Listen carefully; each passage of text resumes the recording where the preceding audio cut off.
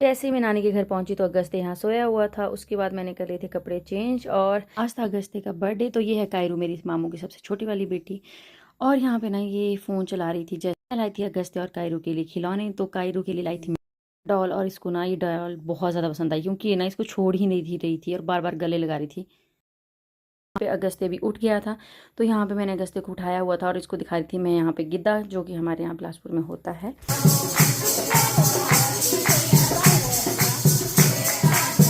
यहाँ पे थोड़ी देर डांस करने के बाद बाकी लोग भी कर रहे थे यहाँ पे डांस बारी बारी। तो जितनी यहाँ पे ठंड होती है ना, उतनी ही यहाँ पे ज़्यादा गर्मी होती है। और उसके बाद मैं आ गई थी किचन में और यहाँ पे लगी थी मैं सलाद काटने, क्योंकि जो खीरे हैं ना वो हमारे नानी के घर में खुद के होते हैं। तो यहाँ पे मैंने काट कर सबको दी दी थी बारी बारी। फिर लास्ट में मैं और भाभी लग गए थे यहाँ पे खीरे खाने।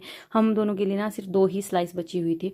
और भाई मेरा फेस देख के लग ही रहा होगा कि यहाँ पे कितनी ज़्यादा गर्मी थी। और देखो यहाँ पे बन रही थी हमारी धाम, इनको बोलते हैं हमारे यहाँ पे बल्टोई। आप लोग मुझे कमेंट करके ज़रूर बताना कि आपके यहाँ पे इस बर्तन को क्या बोलते हैं। उसके बाद मैंने फिर से चेंज कर लिया था क्योंकि हम लोगों ने जाना था खेत थोड़ी देर के बाद। तो यहाँ पे ना हम लोग पंखे के पास बैठे थे, मैं और मेरी मामू की बेटी, ये सबसे बड़े वाले बेटी है मेरे बड़े वाले मामू के। तो उसके बाद ना पंखा भी भाई जवाब दे चुका था क्योंकि ये इतनी स्पीड से चला हुआ था, लेकिन हम लोगों को बहुत ज़्यादा गर्मी लग रही थी। तो कायरू भी अपना फ़ोन छोड़ के बाहर आ गई थी। और उसके बाद ना हम लोग काफ़ी देर पंखे के पास बैठे रहे। उसके बाद हम लोगों ने खाया खाना। जो मैं ना अपने ननिहाल बहुत टाइम बाद आई हूँ, कम से कम 1 साल बाद तो आई हूँ, क्योंकि अगस्त्य जब पैदा हुआ था तब मैं आई थी और अगस्त्य 1 साल का हो गया, उसके बाद अब मैं सेकंड टाइम आई हूँ। तो यहाँ पे ना हम लोगों ने धाम खाई, जो कि यहाँ पे बनी हुई कि क्या थे। तो यहाँ पे मुझे दिख गया था ये छोटा सा माइक। माइक को इग्नोर करने के बाद मैंने खाया खाना, क्योंकि मुझे गाना गाने तो आता नहीं है। और ये है मेरे मामू की बीच वाली बेटी, इसका नाम है कनिष्का। और इसकी नाक में पता नहीं मधुमक्खी ने काटा था कि किसने, इस वजह से इसने चश्मा लगा रखा था, क्योंकि इसकी आंख ना बहुत ज़्यादा सूज गई थी। फिर हवा खाने के बाद पंखे की हम आ गए थे यहाँ पे खेत में। हम लोग काट रहे थे यहाँ पे घास, इसको बोलते हैं हमारे यहाँ पे चरी।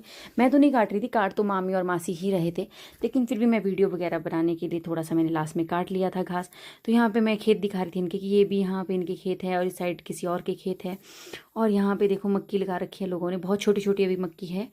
और ये किसका खेत था मुझे खुद भी नहीं पता। यहाँ पे मैंने मासी से डराटी ले ली थी और मैं लग गई थी घास काटने, क्योंकि मैंने यहाँ पे से थोड़ा सा ही काटा था वीडियो बनाने के लिए। ऐसा नहीं है मुझे घास काटने नहीं आता, मैं सबसे ज़्यादा और फास्ट घास काटती हूँ।